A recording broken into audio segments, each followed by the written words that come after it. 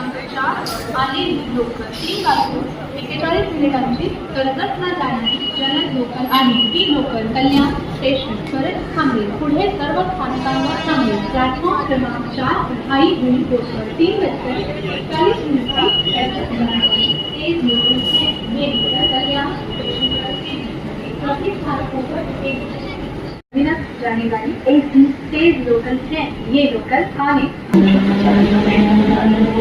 छत्रपती महाराष्ट्र असं